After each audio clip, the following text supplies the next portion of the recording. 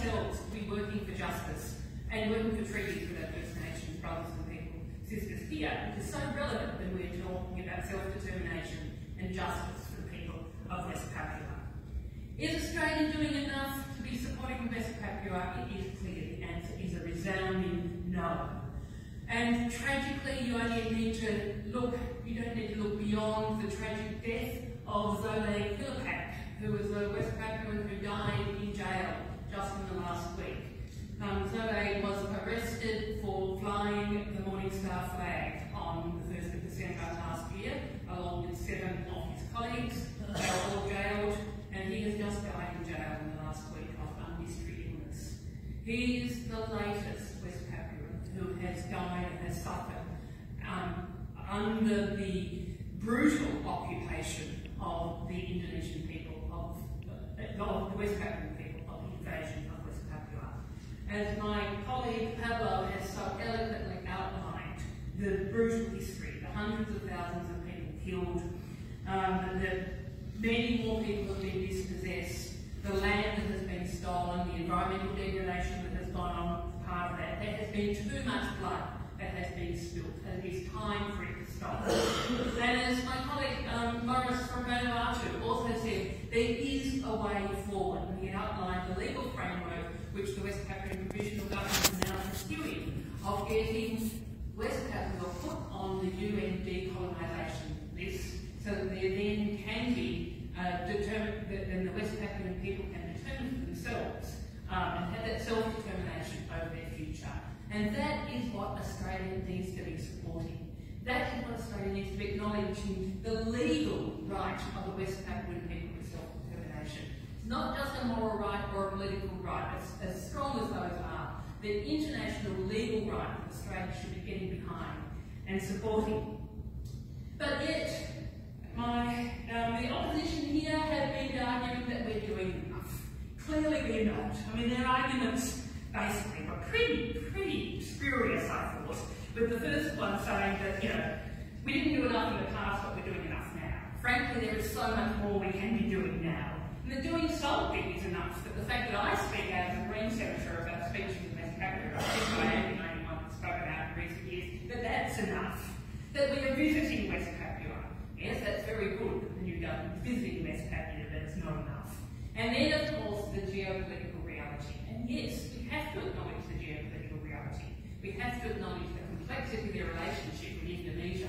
But that actually means we've got to be doing more. We've got to be having greater diplomatic engagement with Indonesia. Yep, and then with a very important relationship, very important economic connections between our countries. But the relationship will be stronger, and the security of the Pacific, the security and stability in Indonesia, as well as in Australia, will be stronger if we put human rights at the centre of that.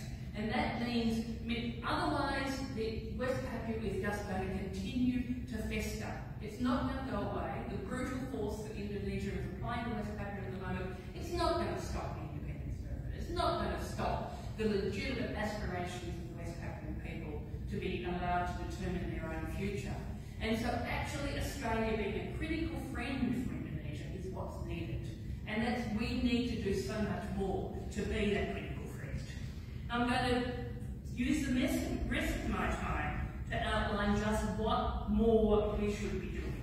There's a very simple thing to begin with at the moment, and that's, which doesn't require any complexity, any consideration of the geopolitical reality. And that's for us to acknowledge that the human rights abuses are occurring in West Papua, for our government to acknowledge that and to say that up front, that they are happening and they are unacceptable. And then to stop providing training to the officials who are actually complicit in those human rights abuses.